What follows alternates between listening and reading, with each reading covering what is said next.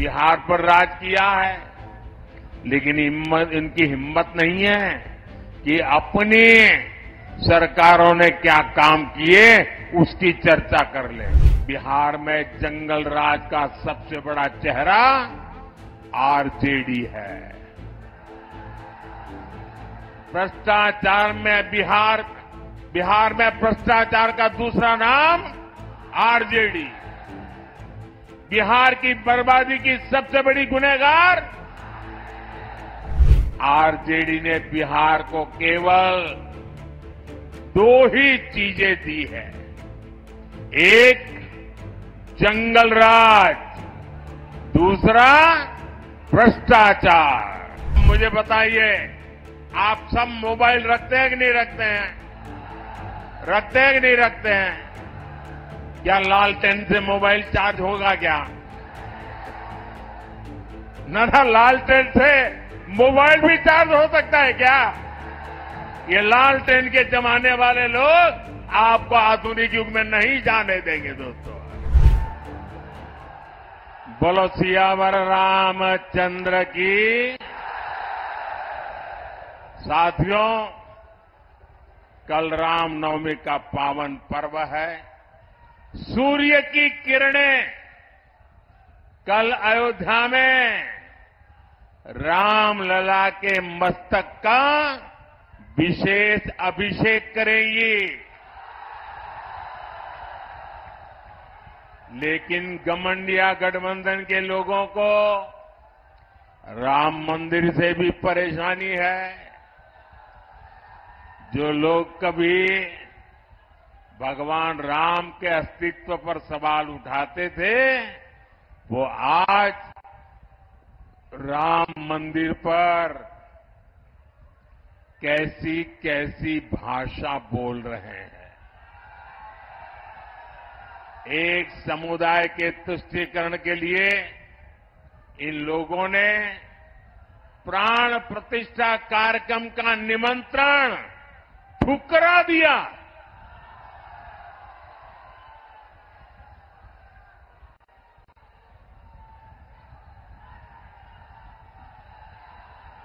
ये हमारे देश का संस्कार नहीं है। ये हमारे देश की परंपरा नहीं है।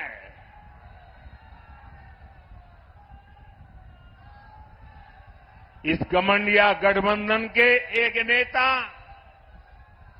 कांग्रेस के विरोध तो खुलेआम कहते हैं कि वो हिंदू धर्म की शक्ति का विनाश कर देंगे। आज नवरात्रि का पावन पर्व है।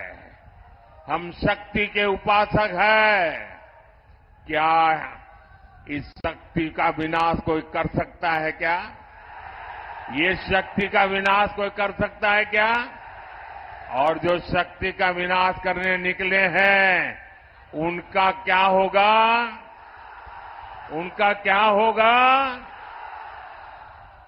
साथियों, ये ऐसा कुनबा भी इकट्ठा हुआ है, भांति भांति के उनके साथी, उनके एक दूसरे साथी वो कहते हैं, ये हमारा जो सनातन है ना, ये सनातन तो वो डेंगू मलेरिया कहते हैं। क्या ये सनातन का अपमान है कि नहीं है? आपको मानना न मानना आपकी मर्जी, आप पर कोई प्रतिबंध नहीं है, लेकिन उसको डेंगू मलेरिया कहना ये सनातन का अपमान है कि नहीं है? हमारे ऋषियों मुनियों का अपमान है कि नहीं है? हमारे पूर्वजों का अपमान है कि नहीं है?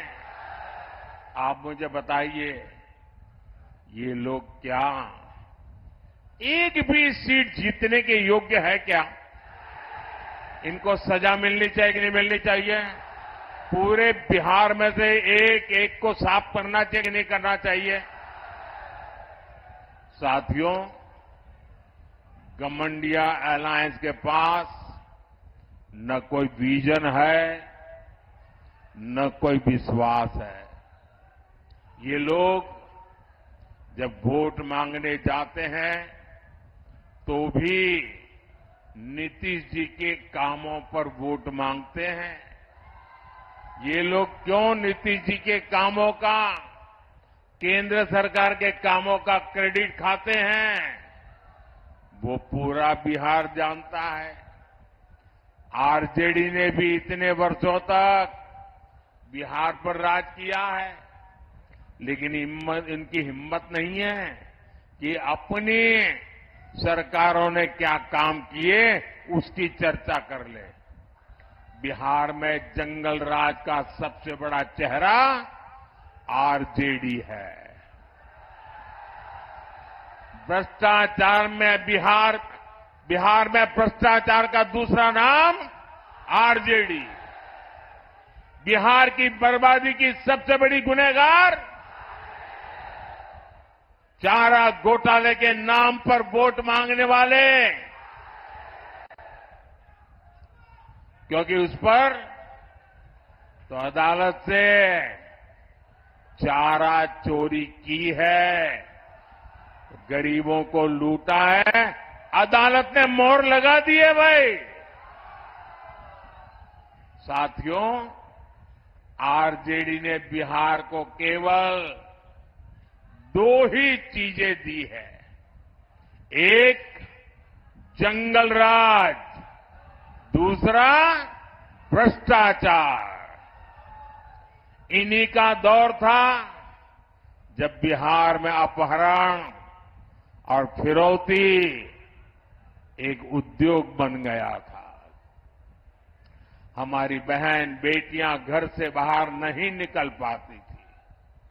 हमारे गया जैसे इलाके नक्सली हिंसा की आग में जलते रहते थे। जो जगह भगवान बुद्ध के नाम से जुड़ी हो, वहां नक्सली गोलियां चलती हो, ये हालत करके छोड़ दिया था। आरजेडी ने बिहार के कितने ही परिवारों को बिहार छोड़कर जाने पर मजबूर कर दिया था। साथियों, आज लूट का वही खेल ये लोग देश के साथ खेलना चाहते हैं। ये भ्रष्टाचार पर कार्रवाई करता हूं तो ये लोग मोदी के खिलाफ लामबंदी करते हैं।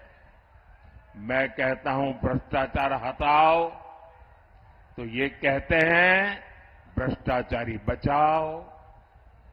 इन्हें लगता है कि बिहार के लोग, बिहार के युवा इनकी बातों में आ जाएंगे।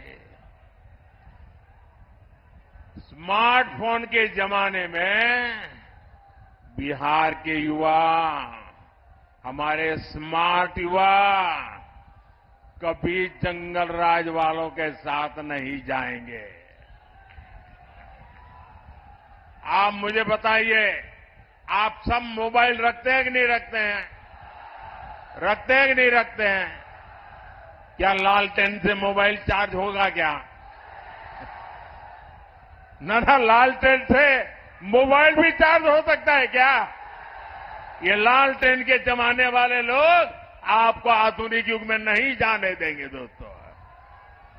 ये आरजेडी का राज होता तो आपके मोबाइल की बैटरी भी चार्ज नहीं हो पाती।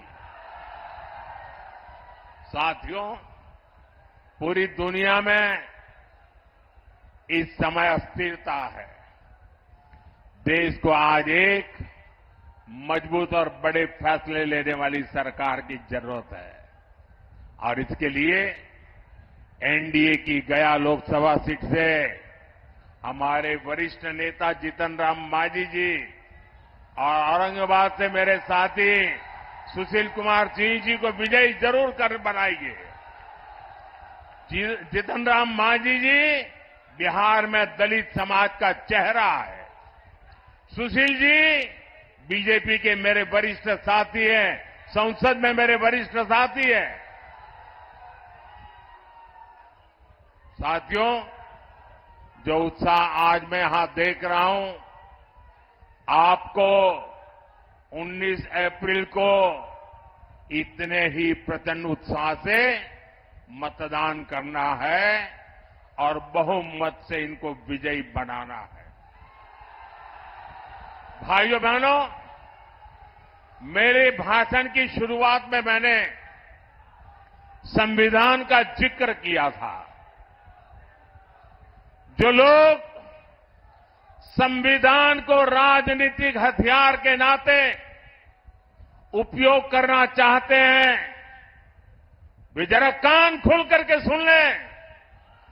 पिछले 3 दशक से आपने लोगों को डराए रखने के लिए, लोगों को भयभीत रखने के लिए भांति भांति की विकृत नैरेटिव्स, विकृत कथाएं प्रचलित की है।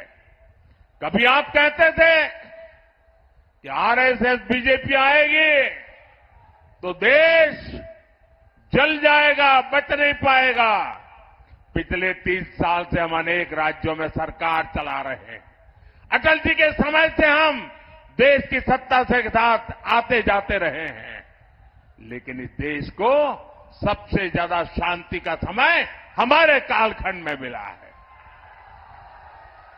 ये लोग कभी कहा करते हैं अगर आरएसएस बीजेपी वाला आए तो लघुमतियों को देश छोड़ करके भागना पड़ेगा। आज भी वो आन बान शान के साथ सरकार की सभी योजनाओं का लाभ लेकर के गुजारा कर रहे हैं, प्रगति कर रहे हैं।